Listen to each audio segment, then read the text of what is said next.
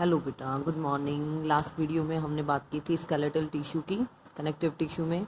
आज हम डिस्कस करेंगे विसरल टिश्यू, कनेक्टिव टिश्यू का थर्ड पार्ट, जिसमें हम पढ़ेंगे ब्लड एंड लिम्फ। देखिए, ब्लड क्या है आपके पास? Blood is the liquid connective tissue, liquid form में है। मीजोडर्म लेयर से, जो जर्म लेयर है उससे ये फॉर्म करता है। ओपेक है, रेड कलर में है, लिक्विड पार्ट है इसके अंदर।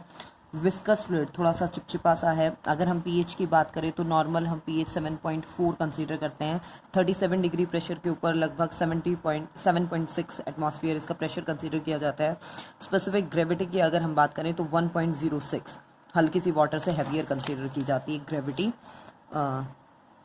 ब्लड की। अगर कंपोजिशन की बात करें तो 5 to 6 लीटर ह्यूमन बॉडी के अंदर ब्लड प्रेजेंट है। इसका मतलब टोटल बॉडी वेट का 6 to 10% ब्लड फॉर्म करता है। ब्लड आपके पास दो कंपोनेंट से मिलकर बना है। एक तो है ब्लड प्लाज्मा, जो 45% पार्ट फॉर्म कर रहा है, and second is the formed element. Formed element आपके पास तीन तरह के हैं, आरबीसी, डब्ल्यूबीसी एंड प्लेटलेट्स, जिन्हें कंबाइंड फॉर्म में हम ब्लड कॉर्पसल्स भी नाम दे देते हैं। प्लाज्मा की अगर हम बात कर रहे हैं तो 7 to 8% पार्ट मतलब वो प्लाज्मा फॉर्म कर रहा है, जिसके अंदर एल्ब्यूमिन, ग्लोबुलिन और प्रोपर्डीन, फाइब्रिनोजन, प्रोथ्रोम्बिन, ये आपके पास स्पेसिफिक प्रोटीन प्रेजेंट होते हैं। Transport of various substances blood के थ्रू होता है, जैसे इंसुलिन को ट्रांसपोर्ट किया जा रहा है, फैटी एसिड, एल्ब्यूमिन वगैरह को भी ट्रांसपोर्ट किया जा रहा है। जो एल्ब्यूमिन और ग्लोबुलिन प्रोटीन वाला पार्ट है वो ऑस्मोटिक कंसंट्रेशन मेंटेन करके रखता है। ऑइडिमा मतलब स्वेलिंग हो जाना, अगर इनकी कंसंट्रेशन बढ़ जाए तो।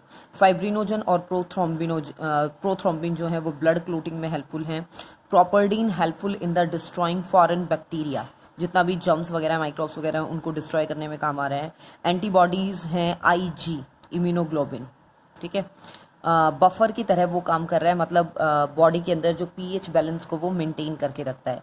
इनऑर्गेनिक सॉल्ट्स की अगर हम बात करें तो 1 to 2% इनऑर्गेनिक सॉल्ट प्रेजेंट है, जिसमें केटायन और एनायन है। केटायन है सोडियम बाइकार्बोनेट और पोटेशियम। एनायन में प्रेजेंट होते हैं क्लोराइड, कैल्शियम, मैग्नीशियम, फॉस्फोरस, ये सब प्रेजेंट होते हैं। अदर सब्सटेंस की अगर हम बात करें तो 1% अदर सब्सटेंस हैं जो प्लाज्मा का टेम्प्रेरी पार्ट बनाता है। जैसे फूड स्टफ, आपने जो भी डाइट खाई है वो उसके ऊपर डिपेंड करेगा। Glucose, fatty acid, amino acid very करता रहता है।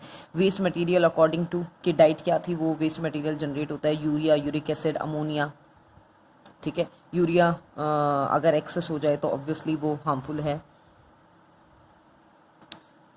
अगर आप 12 आवर्स ऑफ मील के बाद टेस्ट कर रहे हो तो ग्लूकोज, नॉर्मल ग्लूकोज जो लेवल है वो आपके पास कितना है, 10 to 100 mg पर 100 ml ऑफ ब्लड, ठीक है।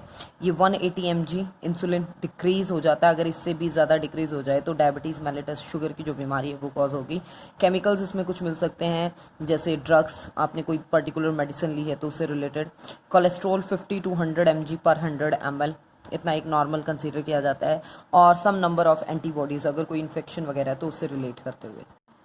नेक्स्ट अगर कंपोनेंट की हम बात कर रहे हैं तो आरबीसी, प्लाज्मा के बाद जैसे हम ब्लड कॉर्पसल्स कह रहे थे, उसमें फर्स्ट है आपके पास आरबीसी, एरिथ्रोसाइट्स भी कहा जाता है। अबंडेंट फॉर्म्ड एलिमेंट, ठीक है, बहुत ज़्यादा अमाउंट में ये देखने को मिल जाता है, मतलब ब्लड कॉर्पसल्स में सबसे ज़्यादा।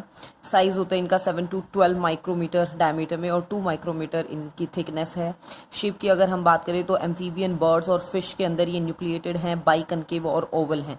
मैमल्स के अंदर ये ध्यान रखिएगा कि इनके अंदर न्यूक्लियस नहीं होता, ये इस शेप में आपके पास मिलती हैं, ठीक है। लेकिन जो कुछ एक्सेप्शनल है जैसे कैमल, लामा, इनके अंदर ये न्यूक्लिएटेड आरबीसीज प्रेजेंट होती हैं। अगर स्ट्रक्चर की हम बात करें तो थिन मेम्ब्रेन, इलास्टिक आपके पास।